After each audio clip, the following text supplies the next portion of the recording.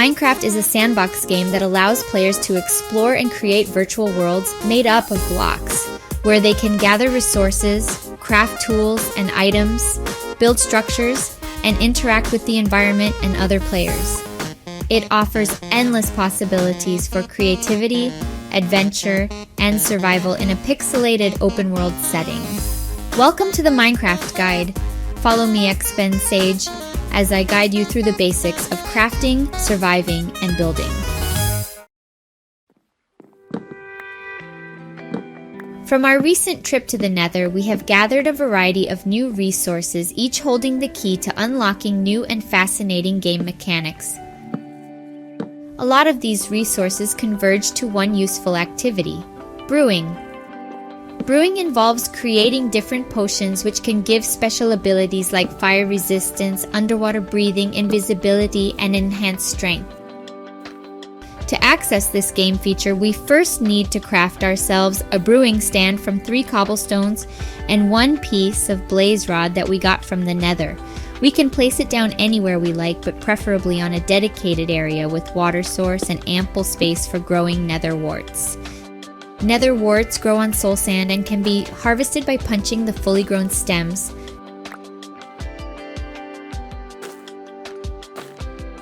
Before we can start brewing, we need to craft glass bottles to hold the magical elixirs. These bottles are crafted from glass blocks easily obtained by smelting sand in a furnace. While glass can be dyed to assume different colors, only clear glass can be fashioned into bottles for brewing purposes. Brewing stations are typically pictured with a cauldron, a water container crafted from 7 iron ingots. While it may seem like a promising utility, it's more like an aesthetic addition rather than a practical tool due to its limited use. After pouring an entire bucket of water into the cauldron, you can only scoop out 3 water bottles before it requires a refill. Build an infinite water source instead, like these stair blocks facing each other, to allow your brewing station to function smoothly. Even just 1 water source conveniently placed near your brewing station will give you unlimited water bottle scoops and avoid additional trips to replenish your supply. The cauldron does possess a few noteworthy abilities beyond its water storage limitations. It has the unique capacity to collect water from rain, gather powder snow from falling snow in certain cold biomes, and even capture renewable lava trickling through stalactites. I shall leave these fascinating features for you to discover on your own. Once you have water bottles, you can place them in the brewing stand by opening its inventory. The brewing stand, much like furnaces, need fuel to work. To power this apparatus, you need to break down a blaze rod into blaze powder and feed it to the slot on the upper left of the brewing stand. It will not initiate any brewing though until you provide the very basic ingredient, nether wart. Nether wart is the base ingredient of almost all drinkable potions. Place 1 nether wart on the top slot and watch the indicator light up with bubbles to indicate that the magical process has started. After a short while, we get ourselves some awkward potions, which essentially does nothing until brewed with a modifier. Effect ingredients are the second set of ingredients which determine the precise effects and powers held within a potion. Effect ingredients are fed into the top slot, and once brewed, the potion bottles will change color. These potion bottles have undergone several texture and color changes, but sometimes I still get confused. You can hover your pointer over a potion bottle to see its stored effect. At this point, you can actually take the bottles out of the brewing stand for use or storage. But the brewing process has something more to offer beyond this stage. A third ingredient can be fed to the brewing stand to increase its potency or duration. To increase potency at the cost of shortened effect duration, feed a glowstone dust to the top slot.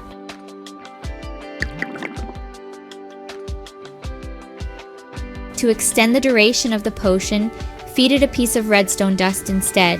This third set of ingredients are mutually exclusive, meaning you cannot combine a glowstone and redstone dust in a single potion. You have to make a deliberate choice between creating a stronger version or a longer duration of the potion's power. This either-or situation grants you the freedom to customize your brews based on your specific needs or objectives. Some potions cannot have increased level of potency. For example, fire resistance cannot receive increased potency because making you more fire resistant does not offer anything. On the other hand, the potions for healing do not offer extended duration of effect and cannot be enhanced by adding redstone dust. Once you're able to wrap your head around the basic principles of brewing, the rest are fairly easy. As a recap of the brewing process, begin by placing water bottles into the brewing stand, followed by the addition of nether wart. After the initial brewing cycle, introduce your chosen effect ingredient into the top slot of the brewing stand, triggering the second stage of brewing. This stage specifies the power of the potion. Finally, select between the option of extending the duration of the potion or enhancing its effect by incorporating either redstone dust or glowstone dust, respectively.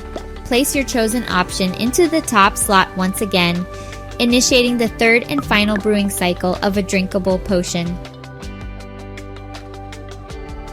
Every time you use the brewing stand, the blaze powder will be gradually consumed until you'll need to add more to fuel the process. Each blaze powder provides enough energy to sustain around 20 brewing operations. So, what potions can you make in the game? Let's have a rundown of the effect ingredients.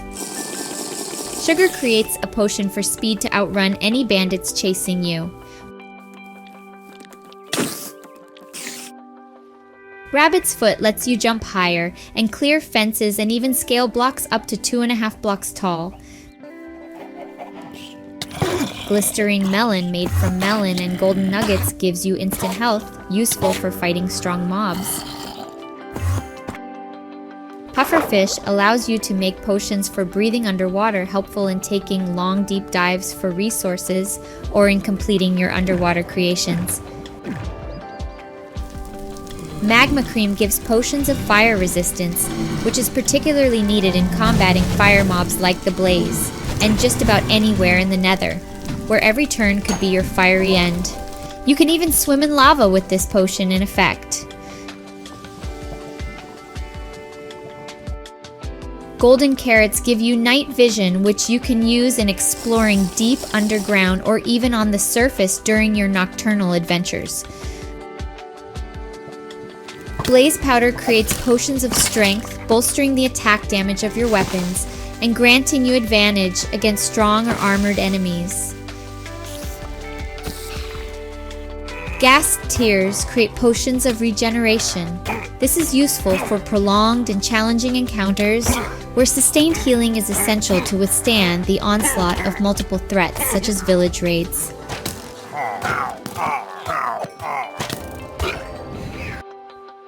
Phantom Membranes allow you to create potions of slow falling. If you fall off a high cliff with this potion in effect, you will gently descend, gracefully landing on the ground without sustaining any harm.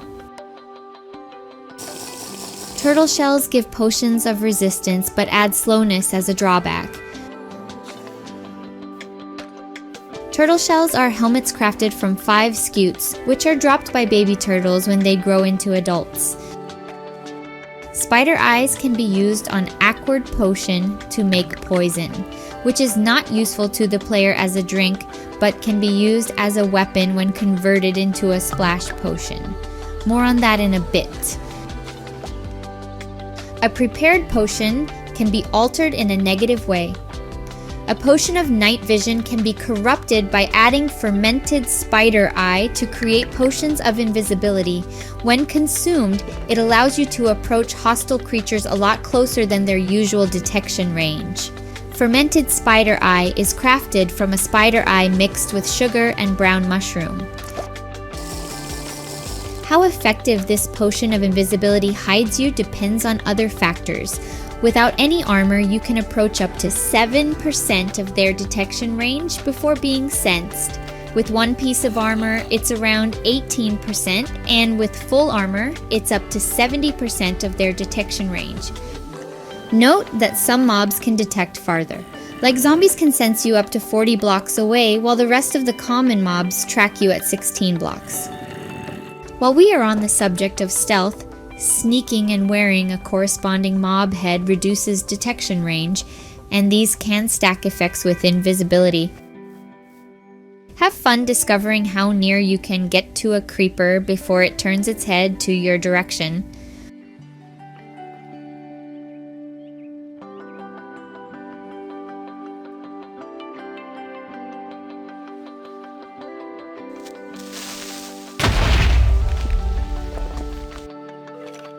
Once you've been detected, mobs will track you as if you don't have invisibility.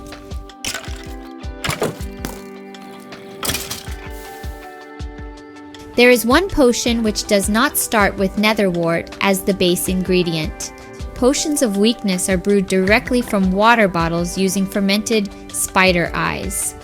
These potions can then be converted to splash potions of weakness for use in healing zombified villagers, a mechanic we will learn in a future guide.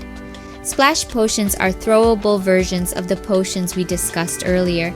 They are created in the brewing stand by adding gunpowder as a final step in your brewing process. These splash potions can be thrown and will explode on impact and apply the effect to all nearby entities. Compared to drinkable potions, splash potions apply effects instantaneously, which can mean life and death for some sticky situations like falling into lava while you're low on hearts.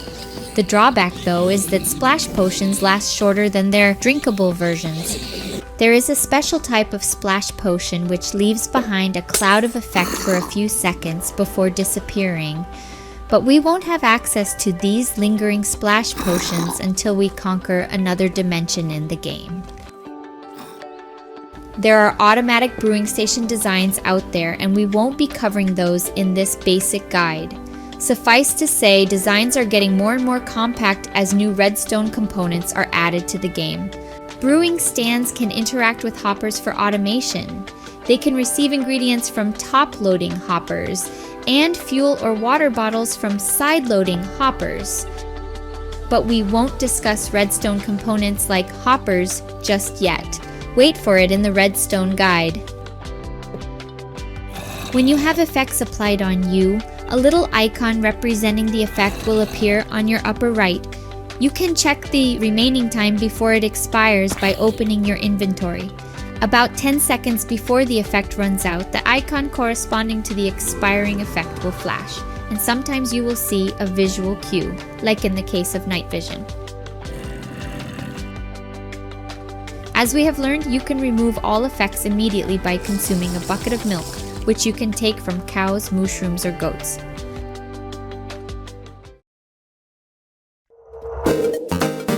With powerful potions at your disposal, you can now brave the darkest caves, deepest oceans, and tallest peaks. You can now return and revisit the Nether safely to get more resources for your overworld projects.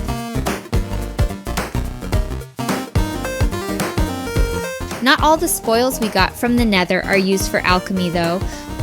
What about those rare wither skeleton heads from the fortress? What dark secrets do soul sand keep inside? Brace yourselves to face an adversary that strikes fear into the hearts of even the bravest adventurers. In the next episode, we'll discover the secrets and spoils that await those courageous enough to face the darkness lurking within and unlock the powers that will significantly change your gameplay. I am Expensage. See you again next time.